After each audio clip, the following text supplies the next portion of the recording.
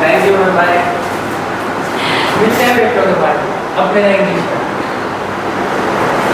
So in redox we have two methods of balancing, और मैंने अभी क्वेश्चन पेपर में भी देखा था DPS के, उसमें भी बैलेंसिंग आ रखी है, क्योंकि आई टोल्ड यू कि redox रिएक्शन चैप्टर भी अगर टीचर ने 3 मार्क का क्वेश्चन डालना है तो वो बैलेंसिंग ही डालनी है। दो बैलेंसिंग के दो ही मेथड हैं। एक मेथड हम ऑलरेडी डिस्कस कर चुके हैं which was oxidation number method, लेकिन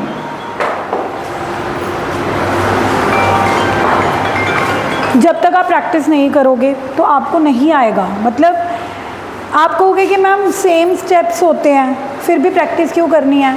क्योंकि आप जब डिफरेंट क्वेश्चंस करोगे तभी आपको रियलाइज़ होगा कि practice is very important in this. ठीक है, तो इसीलिए मैंने आपको ये 20-25 क्वेश्चन दिए थे, बट एनीवेज अगर नहीं करे तो we can discuss. Third part में क्या है कि आपको एक इक्वेशन दे रखी है MnO4 negative plus C2H5OH gives Mn2 positive plus CH3COH। तो मैंने आपको बताया था कि ऑक्सीडेशन नंबर मेथड में step 1 is right the skeletal equation. So you need to write the skeletal equation. Skeletal equation is already given to you. यार class record हो रही होती है ना, क्या नहीं बोला तो बोल दे, तो बोल दे।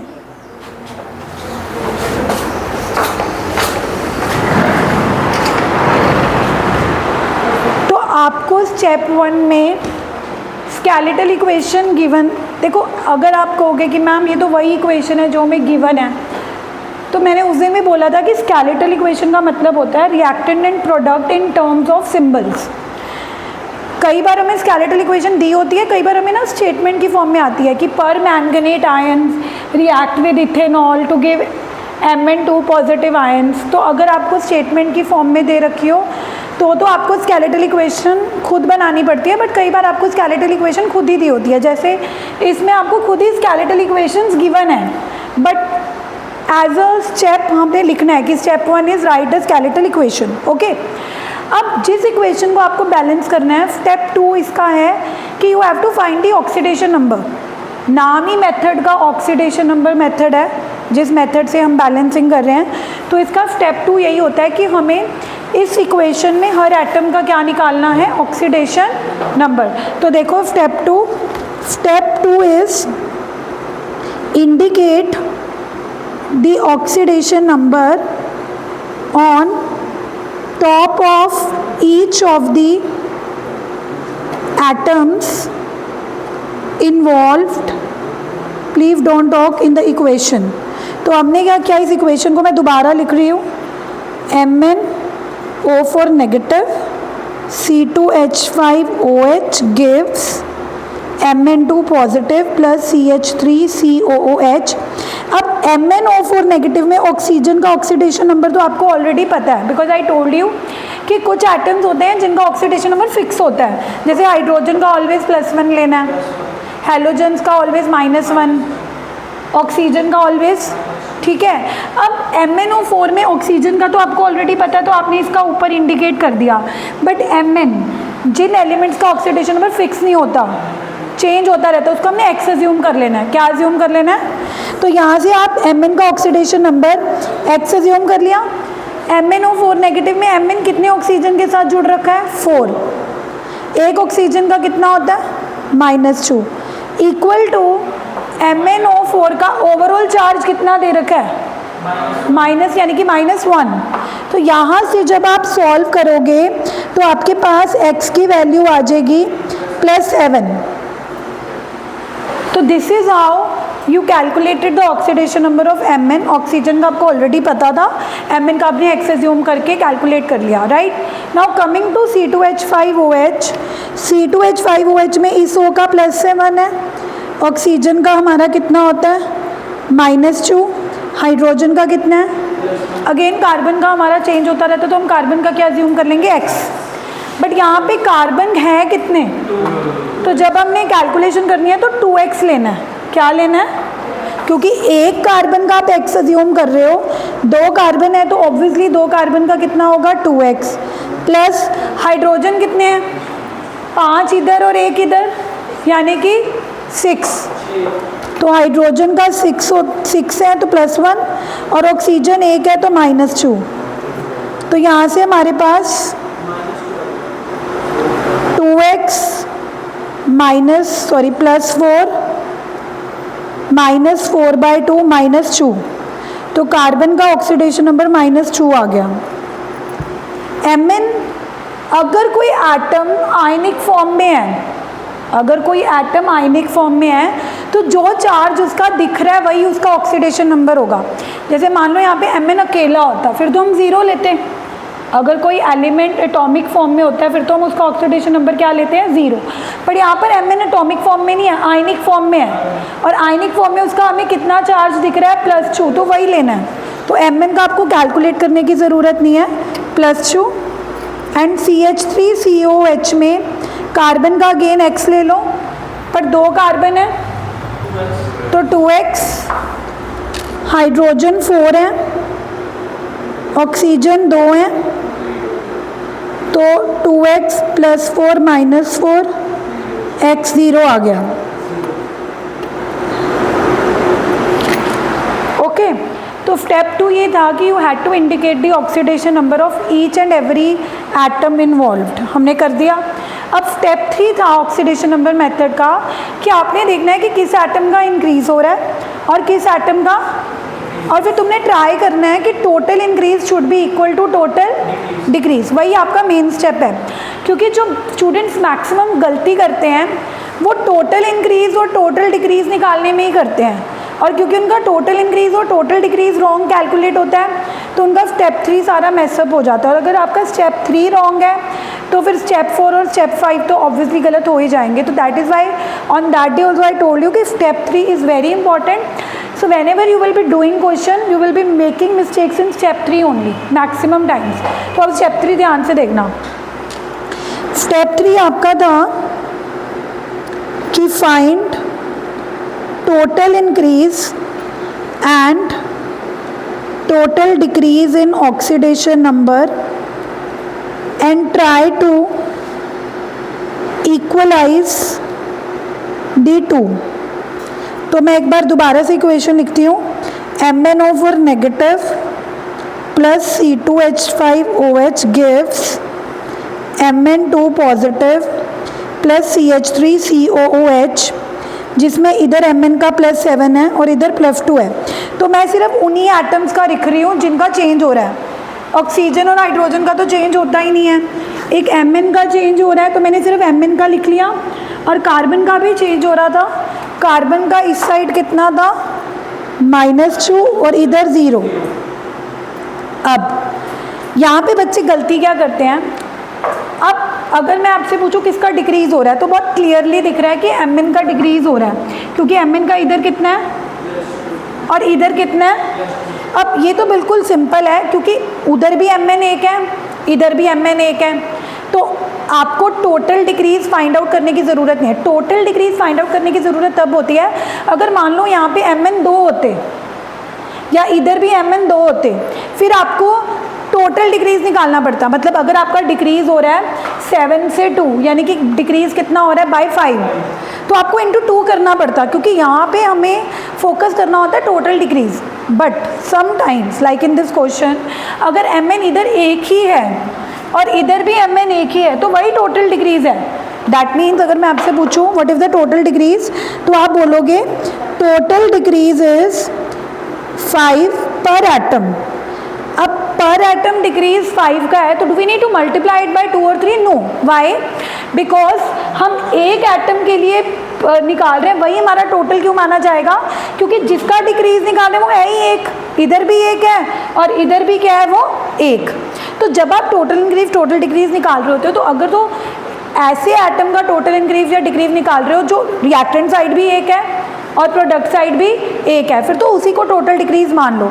लेकिन अगर वो एटम रिएक्टेंट या प्रोडक्ट साइड में से किसी एक साइड भी 2 होते 3 होते तो हमें मल्टीप्लाई करना पड़ता फिर आप कहोगे कि मैम उधर वो 2 हैं, इधर तो वो 1 है, तो इधर भी 2 लगाकर पहले तुम उस एटम को 2 करते और फिर टोटल डिक्रीज भी इंटू 2 करते, जो हमने आई थिंक लास्ट टाइम किया था। But when you will do other question तो कहीं ना कहीं आपको मिलेगा। अब कार्बन पे आ जाओ। कार्बन का कितना इंक्रीज हो रहा है? करण, कार्बन का कितना बढ़ रहा है? इधर -2 है, इधर कितना है? नेगेटिव से 0 में जा रहा है, यानी कि बढ़ रहा है। कितना बढ़ रहा है? बाय +2, क्योंकि -2 से 0 हो रहा है, तो चेंज कितना आया? 0 माइनस -2 विच इज़ +2। वैसे भी अगर किसी को समझना आए तो सोचो कि अगर हम नेगेटिव से 0 में जाते हैं तो that is called an increase. तो 2 से इंक्रीज हो रहा था, but this is not the total increase. Why? हाँ, यहाँ पे कार्बन 2 हैं, इधर भी 2 ही हैं, अलग अलग पड़े हैं। आपने जो टोटल इंक्रीज निकाला है 2 का, वो पर एटम था। वो क्या था?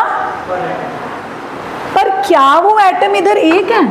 वो तो कितने हैं? और इधर भी कितने हैं? अगर इधर बाय चांस 1 होते तो हम आगे 2 लगा के दोनों को 2 करते, क्योंकि अगर एक भी साइड जिस एटम का आप इंक्रीज या डिक्रीज निकाल रहे हो, वो अगर एक साइड भी 2 निकलते हैं तो हमें टोटल इंक्रीज निकालना पड़ता है। तो यहाँ पे टोटल इंक्रीज क्या आएगा? इंक्रीज हो रहा था 2 पर एटम, इंटू 2 करना पड़ेगा। इंटू 2 क्यों करा है? क्योंकि पर एटम तो इंक्रीज 2 से हो रहा था, बट स्टेप 3 इज नॉट कि इंक्रीज देखो, स्टेप 3 इज टोटल इंक्रीज देखो, स्टेप 3 इज टोटल इंक्रीज। तो इंक्रीज 2 से हो रहा था, but just because we have to see the total increase, और क्योंकि जिस एटम का इंक्रीज हो रहा था वो यहाँ पर भी 2 थे और इधर भी 2 थे, तो हम सिंपल 2 से मल्टीप्लाई कर देंगे। तो टोटल इंक्रीज किससे हो जाएगा? इंटू 4।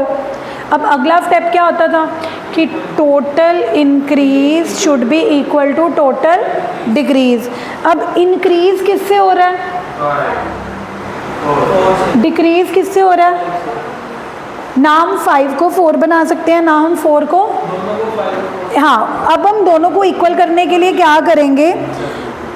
5 को 4 से मल्टीप्लाई कर देंगे, यानी कि जिसका डिक्रीज 5 से हो रहा था उसके आगे 4 लगा दो। जिसका डिक्रीज 5 से हो रहा था उसके आगे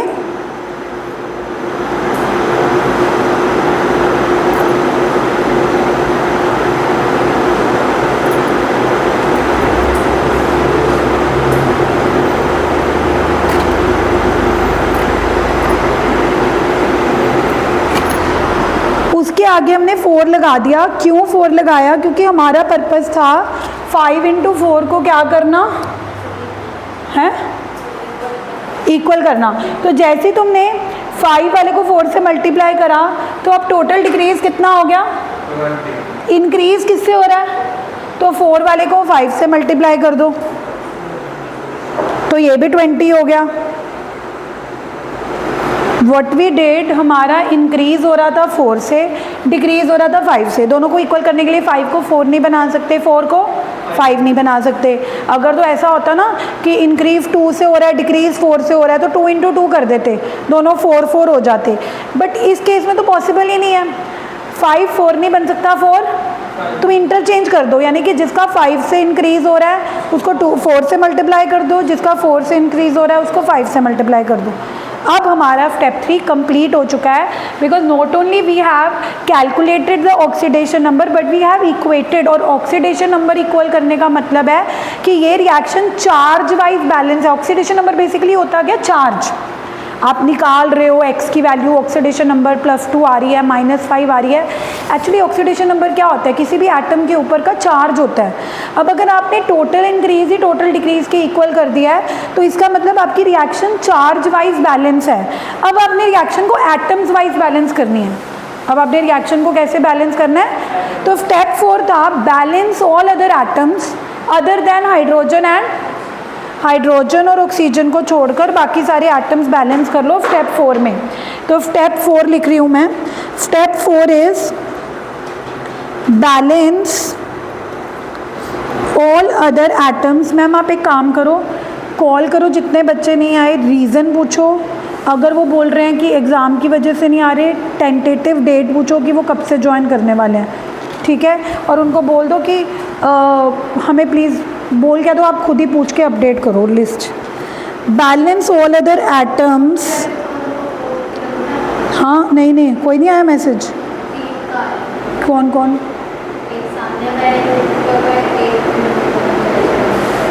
और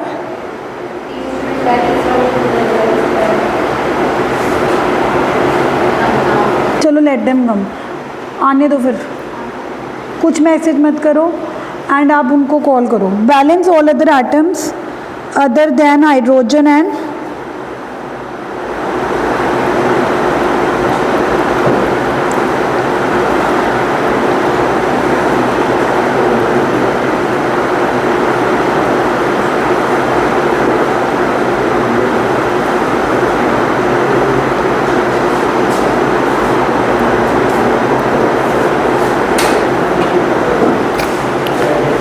जी देखो इस इक्वेशन में क्या, अगर मुझे बैलेंस करने हैं atoms other than hydrogen and oxygen, तो मुझे हाइड्रोजन और ऑक्सीजन के अलावा कौन सा एटम दिख रहा है? Mn दिख रहा है। Mn तो इधर भी कितने हैं और इधर भी कितने हैं, तो Mn तो ऑलरेडी बैलेंस है।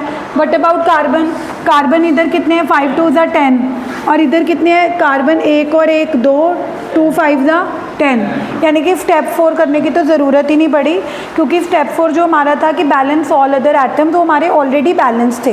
लास्ट स्टेप था स्टेप 5 कि बैलेंस हाइड्रोजन एंड ऑक्सीजन। और क्योंकि हमारा क्वेश्चन एसिडिक मीडियम में है, मैंने कराया ही अभी एसिडिक मीडियम वाला है, तो रिकॉल करो कि एसिडिक मीडियम के लिए क्या करते थे, जिस साइड ऑक्सीजन कम होते हैं उस साइड हमने वाटर डालने हैं। ऑक्सीजन की डेफिशिएंसी को पूरा करने के लिए हमने क्या डालने होते थे? वाटर। और हाइड्रोजन की डेफिशिएंसी को पूरी करने के लिए हम H पॉजिटिव डालते थे। Why H positive? क्योंकि क्वेश्चन इज इन, तो एसिडिक मीडियम में to balance hydrogen and oxygen we can add water to balance oxygen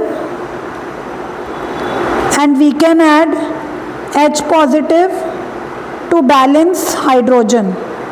तो ज़रा एक बार रिएक्शन में देखो, पहले मैं रिएक्शन दोबारा से लिख रही हूँ। 4MnO4 negative plus 5C2H5OH gives अब यहाँ पे देखो, पहले ऑक्सीजन देखते हैं। ऑक्सीजन इस साइड कितने दिख रहे हैं एवरीवन? 4 4 = 16 और 5 इधर भी पड़े हैं, 16 + 5। रिएक्टेंट साइड 2 रिएक्टेंट हैं, ऑक्सीजन इस रिएक्टेंट में 16 है और इस रिएक्टेंट में 5 है, तो 16 + 5 21। और इस साइड कितने हैं? 2 ऑक्सीजन इधर पड़े हैं पर आगे 5 है, तो 2 5 = 10। यानी कि अगर उधर 21 है इधर 10 है, तो इधर 11 कम है, तो 11 वाटर डाल दो। सिंपल रूल होता है, जितने ऑक्सीजन कम है उतने ही वाटर डालने होते हैं, क्योंकि एक वाटर डालने से एक ऑक्सीजन आएगा, तो 11 वाटर डालने से 11 ऑक्सीजन आ गए। तो 10 इधर पड़े थे, तो 10 + 11 21। यहाँ पे 21 होने चाहिए थे ना, क्योंकि इधर 21 थे। इधर 21 कैसे थे? 16 + 5 21। इधर सिर्फ 2 × 5 10 पड़े थे, तो 11 ऑक्सीजन डालने के लिए आपने 11 ऑक्सीजन नहीं डालने, बिकॉज द रूल इज़ कि अगर आपको ऑक्सीजन की डेफिशिएंसी पूरी करनी है तो डालने वाटर ही हैं। कितने डालने हैं? जितने ऑक्सीजन कम है, सिंपल रूल। अगर आपको लग रहा है 11 ऑक्सीजन कम है, जस्ट पुट 11 वाटर। अब तुमने 11 वाटर डाल दिया। अब हाइड्रोजन देखते हैं। इधर हाइड्रोजन कितने हैं? 5 और इधर कितने हैं? 5 + 22, यानी कि 20। यहाँ पे सिर्फ 5 है, इधर 5 तो थे बट 11 वाटर डालने की वजह से कितने हाइड्रोजन एक्स्ट्रा आ गए? 20। अगर हमने ये ना डाला होता फिर तो हाइड्रोजन नहीं यहाँ पे कितने हैं? सॉरी, वहाँ पे 5 है, नहीं सॉरी, 5 + 1 6, 6 × 5 30। इधर 30 है और इधर कितने हैं? 5 22 और इधर कितने हैं 4 to 5 20, 20 + 22 42, और इधर कितने हैं सिर्फ 30, तो उधर 42 है, इधर 30 है, इधर 12 H कम है तो 12 H पॉजिटिव डाल दो। Why we can add 12 H positive because acidic medium हमें H पॉजिटिव ही देता है। तो वी हैव, अब मैच करें आंसर, फर्स्ट क्वेश्चन का थर्ड पार्ट, आंसर्स नहीं भेजे मैंने, फर्स्ट क्वेश्चन का थर्ड पार्ट।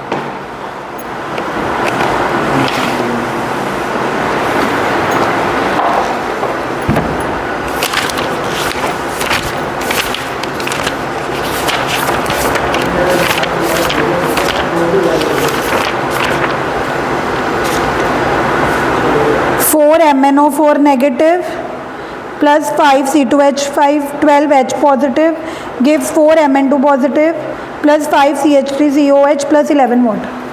अगर आप स्टेप फॉलो कर रहे हो and you are very much clear, total increase निकालना है, टोटल डिक्रीज निकालना है, तो आपका सवाल ही नहीं पैदा होता कि आंसर मैच ना हो। अब मैंने लास्ट में आंसर चेक किया है, आंसर इज एग्जैक्टली करेक्ट, क्योंकि हमने एक एक चीज़ फॉलो करी है and that is the rule of balancing कि अगर आप धीरे धीरे करोगे, हर स्टेप केयरफुली करोगे, ध्यान से ऑक्सीडेशन नंबर निकालोगे, ध्यान से टोटल इंक्रीज निकालोगे, टोटल डिक्रीज निकालोगे, दोनों को ध्यान से इक्वेट करोगे, तो सवाल ही नहीं पैदा होता। देखो ऑब्वियसली अब आप कहो कि मैम हमें एक क्वेश्चन समझ आ गया, अब आप कल एग्ज़ाम में बैठ जाओ तो थोड़ा आपसे होगी, प्रैक्टिस तो फिर भी करनी पड़ेगी। स्टेप समझ आ गए कि पहले स्टेप में स्केलेटल इक्वेशन लिखनी है, स्टेप 2 में हमें ऑक्सीडेशन नंबर निकालने हैं, स्टेप 3 में हमें टोटल इंक्रीज़ को टोटल डिक्रीज़ के इक्वल करना है, स्टेप 4 में बाकी सारे एटम्स बैलेंस करने हैं, और स्टेप 5 में हमने ऑक्सीजन को बैलेंस करने के लिए क्या डालना है, वाटर और हाइड्रोजन को बैलेंस डालना है। ठीक है, स्टेप्स तो आपको पता है। अब आपको क्या लगता है कि अगर एक क्वेश्चन को करने से आप स्टेप्स को अवेयर हो गए और आप कल जाके एग्जाम में क्वेश्चन कर पाओगे? नो, प्रैक्टिस तो फिर भी चाहिए, क्योंकि जब आप प्रैक्टिस करोगे आप कोई ना कोई गलती करोगे, कभी आप टोटल इंक्रीज निकालना भूल जाओगे, कभी आपको समझ नहीं आएगा कि टोटल इंक्रीज में मैं कितने एटम्स कंसिडर करूं, बहुत सारी जगह है जहाँ पे आप स्ट्रक होगे, तो उसके लिए ही आपको मैंने बोला था कि सारे क्वेश्चन प्रैक्टिस करो। अब फर्स्ट सेकंड थर्ड में से थर्ड नहीं हुआ और फोर्थ फिफ्थ, मैंने वैसे फर्स्ट 5 दिए थे, अगर तो आपके करे ही नहीं है प्रैक्टिस तो मैं अपने आप ही दे देती हूँ, अगर करे थे कहीं पर्टिकुलर क्वेश्चन में डाउट है तो वो बता दो। थर्ड के बाद कोई करा था कि बस थर्ड तक ही ट्राई किए थे? आपने तो करे ही नहीं है ना थर्ड, फिर अब फोर्थ करके देखो एक बार अपने आप, या एक काम करो फिफ्थ करो। अब जैसे जो जो स्टेप्स मैंने बताए हैं अपने आप ट्राई करो, Cr2O72 नेगेटिव, और आप अपने आप करोगे तभी आपको कॉन्फिडेंस आएगा एंड यू विल सी कि आपसे हो रहा है कि नहीं हो रहा। Step 1 is right the skeletal equation, जो मैंने ऑलरेडी लिख दिया है। अब आप अपने आप ट्राई करो, अपने आप ट्राई करो सारे स्टेप्स करने की एंड लास्ट में will match the answer. Step 2 पे इसका ऑक्सीडेशन नंबर इंडिकेट करो, स्टेप 3 में टोटल इंक्रीज टोटल डिक्रीज करो, क्योंकि मैं दूसरा मेथड कराने को करा सकती हूँ बट जब तक आपको इस मेथड पे होल्ड नहीं आएगा, और अभी तो हमने बेसिक मीडियम भी करना है, अभी तो हम एसिडिक मीडियम कर रहे हैं।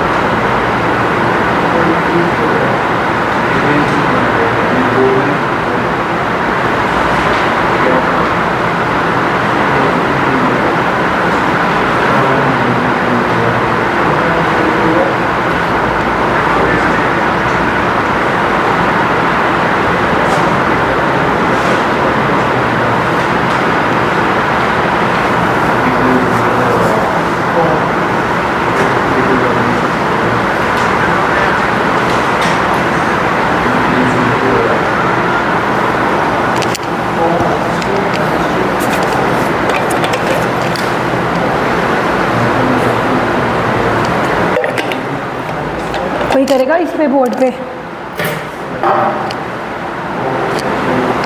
पहले होली पर हाँ हाँ करो, कॉपी में करो, टेक योर टाइम। अब इन 3 बच्चों को 4:30 पढ़ाऊँ?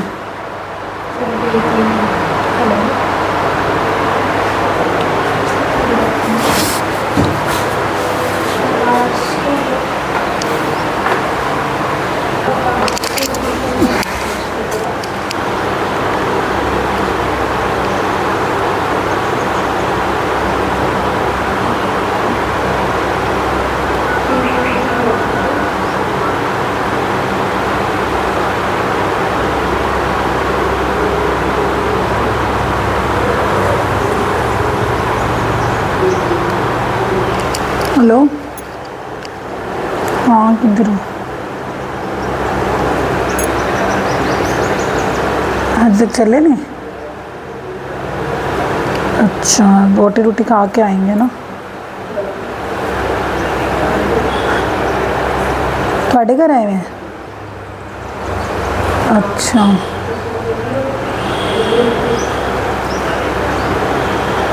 अच्छा वाह।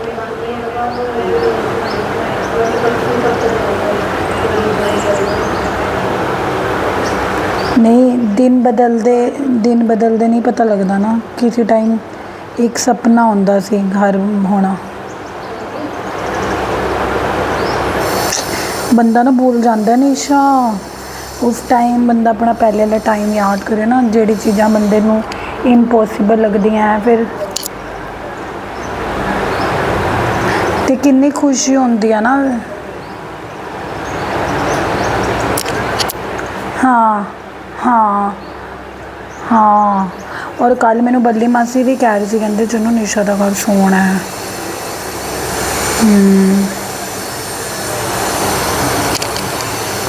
चल कोई ना, साडा नंबर भी लग जाएगा, पर कहने का मतलब है कि तू बस ये देख, रब तो है ना, चाहे मुश्किल आई हैं चाहे जो मर्जी आया है तो है ना।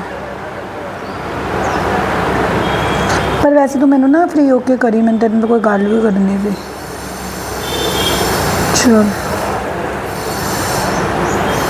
हाँ, मम्मी नाल करा दे, मैं तो यही पूछना सी भी कदों चल रहे हैं। बस ठीक है, फिर मैं तो यही पूछूँगी। अच्छा हाँ,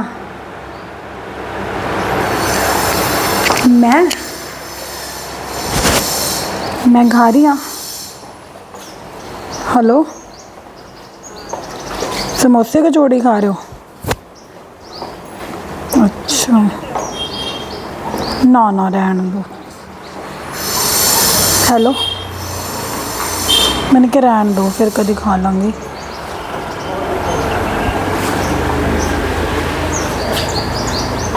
किवें?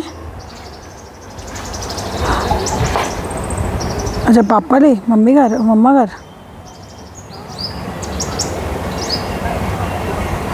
थोड़ी ना आवाज़ घट रही है।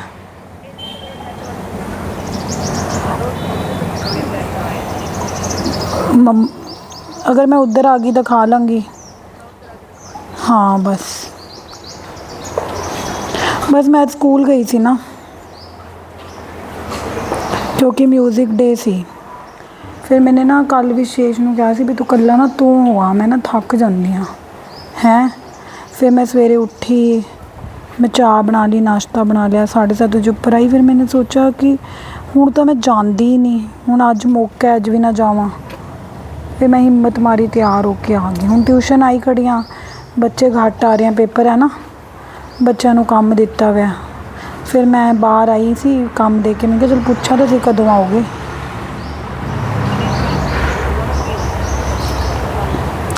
मैंने कहा मम्मी, हनुमान भगवान की शक्ति तो बहुत है, हनुमान भगवान की भगती जिवें कर रो तो बहुत शक्ति है। वैसे तो किहड़े भी भगवान की करो, भी जिवें हुण तुहानूं मैं रोज़ कह रही हाँ, तुसीं मन नहीं रहे। जे बंदा मन्ने, सुंदरकांड करे, जे मैनूं खुद किन्ने चमत्कार दिख रहे इन दिनों विच। किवें क्या, हुण जिवें अज मुकत वालियां दा पेपर सी, ठीक है, परसों क्वेश्चन जेड़े जेड़े कराए हैं वही पेपर ही आए हुए हैं सेम। पहले कभी एवें थोड़ा होंदा सी, एवें छोटी छोटी चीज़ां च बड़ा कुछ हो रहा है। सतवर जलीसा पढ़ रही हैं, सुंदरकांड पाठ विशेष ने शुरू करता है मेरे कहने ते डेली पढ़ता नहीं है भी वही 35 मिनट वाला सुनना। हाँ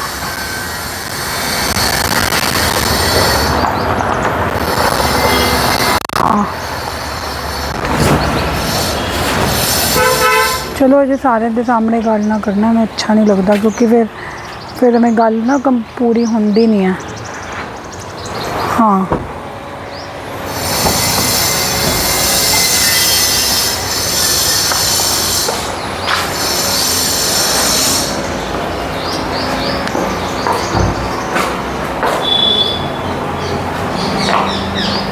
हाँ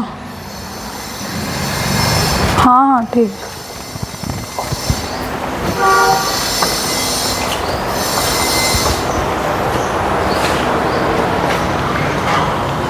तुम रखवारे होठ नया क्या पिटते सारे सब सुलह तुम्हारी सेना तुम रक्षका हो डरना आपन।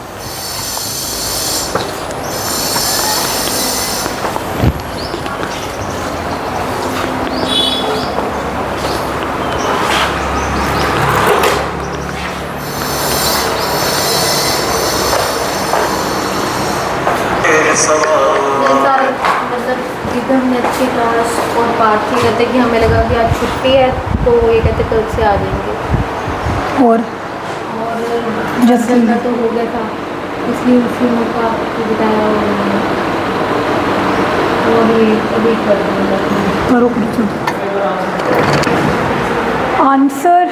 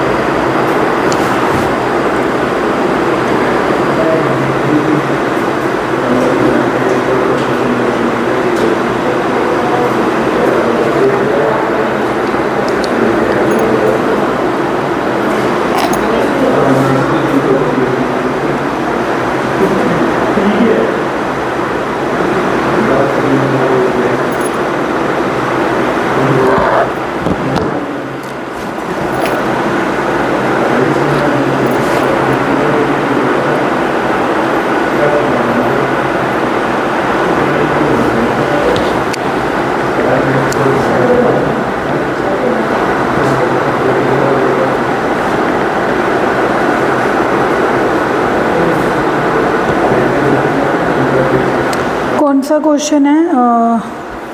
5th पार्ट है ना।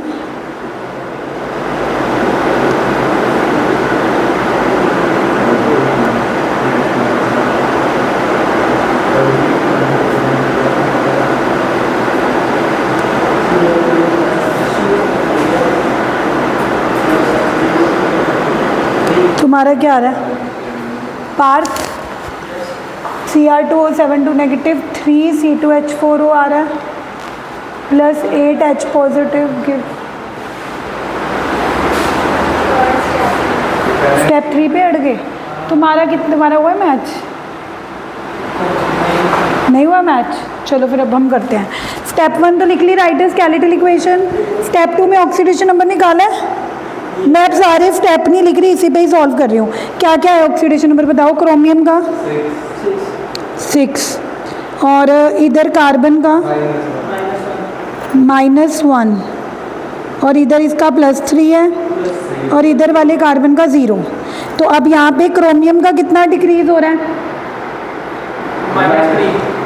मतलब -3 सिंपल बोलो, 6 से 3 हो रहा है तो decrease by 3। But decrease by 3 था पर एटम, लेकिन हमें टोटल डिक्रीज निकालना होता है। टोटल डिक्रीज के लिए इंटू 2 करेंगे। इंटू 2 क्यों करेंगे? क्योंकि यहाँ पे क्रोमियम कितने हैं? 2 नहीं सॉरी गलत है। आपको टोटल डिक्रीज निकालना है। पहले तो यहाँ पे क्रोमियम है कितने? 2। यहाँ पे क्रोमियम कितने हैं? तो पहले तो इसके आगे 2 लगा दो। अब अगर एक क्रोमियम का देखते तो डिक्रीज 6 से 3 हो रहा है, यानी कि बाय, लेकिन 2 के लिए कितना होगा, 2 इंटू 3 6, या ऐसे भी देख सकते हो इधर क्रोमियम का कितना है, 6 चूजा 7 क्यों आएगा, 2x plus 7 into -2 is equal to -2 भी तो है, तो वो -14 जब उधर जाएगा +12 बन जाएगा, तो x 12/2 6 आएगा। -14 है तो is equal to overall charge कितना है, तो वो -14 जब उधर जाएगा -2 + 14 + 12 बन जाएगा, तो 12 को जब तुम इस 2 से डिवाइड करोगे तो 6 ही आएगा। करके दिखाओ, देखो क्रोमियम का x माना, 7 ऑक्सीजन, ऑक्सीजन का -2, ओवरऑल चार्ज -2 है, तो ये -14 है, बट जब ये -14 उधर जाएगा तो -2 + 14 + 12 बनेगा, तो यहाँ से x की वैल्यू 12/2 यानी कि +6 आएगी। बट मैं वही बोल रही हूँ कि टोटल डिक्रीज जो होगा 3 से हो रहा था, बट इंटू 2 करेंगे, टोटल डिक्रीज 6 से माना जाएगा। इंक्रीज कितना हो रहा है, इंक्रीज 1 का हो रहा है, पर एटम है वो, नहीं नहीं नहीं, इंक्रीज हो रहा है बाय 1, पर वो पर एटम है, इंटू 2 भी तो करेंगे। अब डिक्रीज हो रहा है 6 से, डिक्रीज हो रहा है, इंक्रीज हो रहा है 2 से, दोनों को इक्वल करने के लिए जिसका 2 से इंक्रीज हो रहा है इनको इंटू 3 कर, यहाँ पे 3 आ जाएगा, तो टोटल इंक्रीज टोटल डिक्रीज आपका यहाँ पे क्या, यहाँ पे स्टेप 3 में क्या कहाँ हट रहे थे, इंक्रीज कार्बन का -1 है, इधर 0 है, तो -1 से 0 1 से इंक्रीज हो रहा था, बट कार्बन है कितने, तो इंटू 2 करा तो इंक्रीज किससे हो गया, पर डिक्रीज किससे हो रहा है, तो दोनों को इक्वल करने के लिए 2 वाले को किससे मल्टीप्लाई कर दो, तो वो भी 6 हो गया, इक्वल हो गया। अब स्टेप 3 सेम हो गया। अब स्टेप 4 बैलेंसिंग, क्या सारे एटम्स बैलेंस हैं, चेक कर लेते हैं एक बार।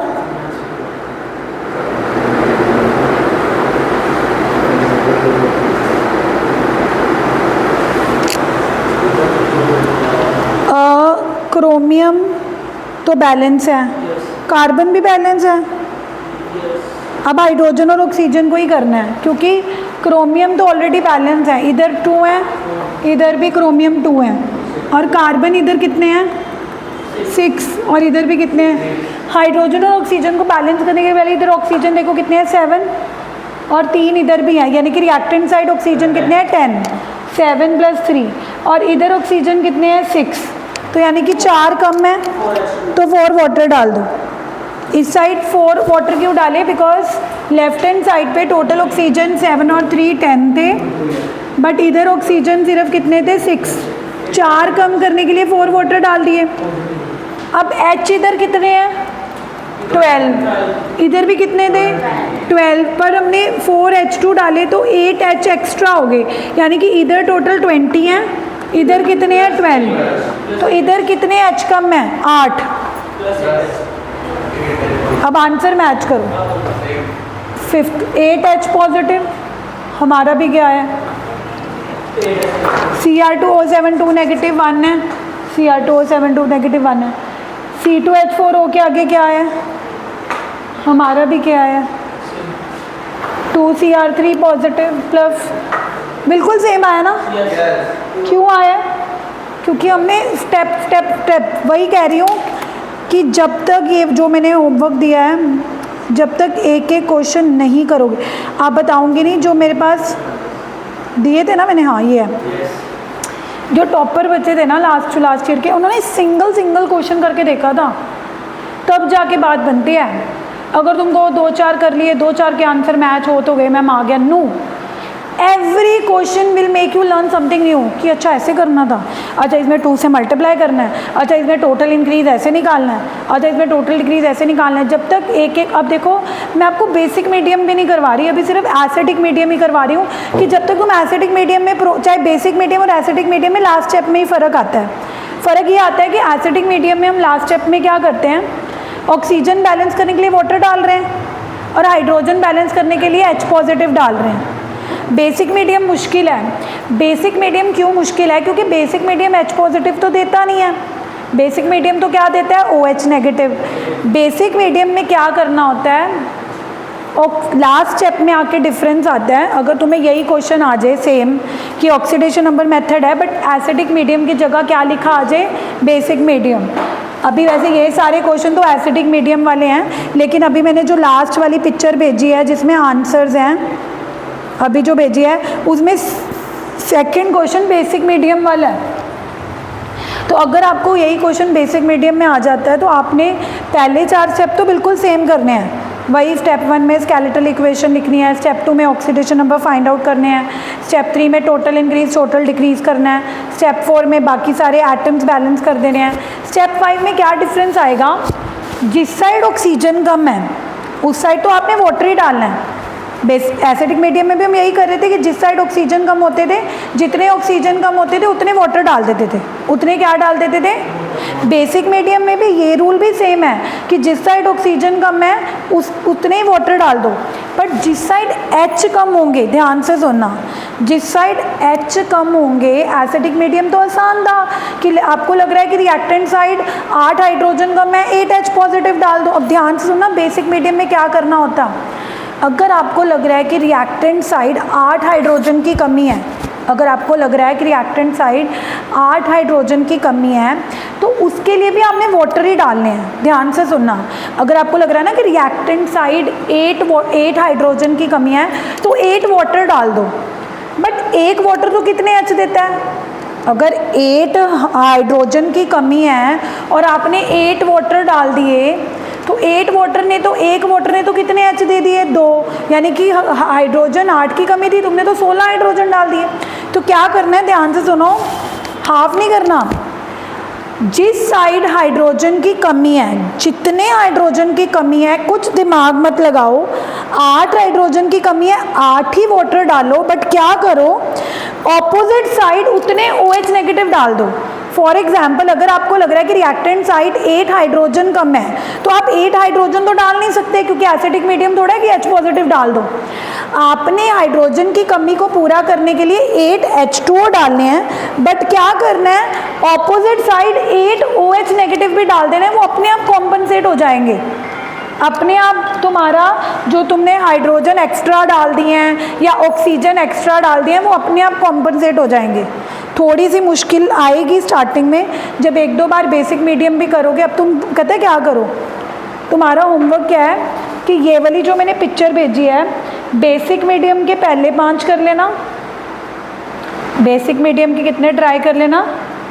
फर्स्ट 5। और जो एसिडिक मीडियम वाले मैंने पिछली बार फोटो दी थी वो 5 तक तो डिस्कस हो गया, वो 6 to 10 कर लेना। एसिडिक मीडियम वाले कितने करना? 6 to 10। बेसिक मीडियम वाले कितने कर लेना? 1 to 5। अगर तुम्हारे हो गए तो कल मैं न्यू मेथड करा दूँगी। कराने को मैं न्यू मेथड आज भी करा सकती हूँ, बट आई वांट कि पहले जो पहला मेथड करें उसमें प्रो हो जाओ। प्रो इन द सेंस कि आपको इतना कॉन्फिडेंस होना चाहिए कि मैम ऑक्सीडेशन नंबर मेथड में एसिडिक मीडियम में आ जाए या बेसिक मीडियम में आ जाए, में हो जाएगा।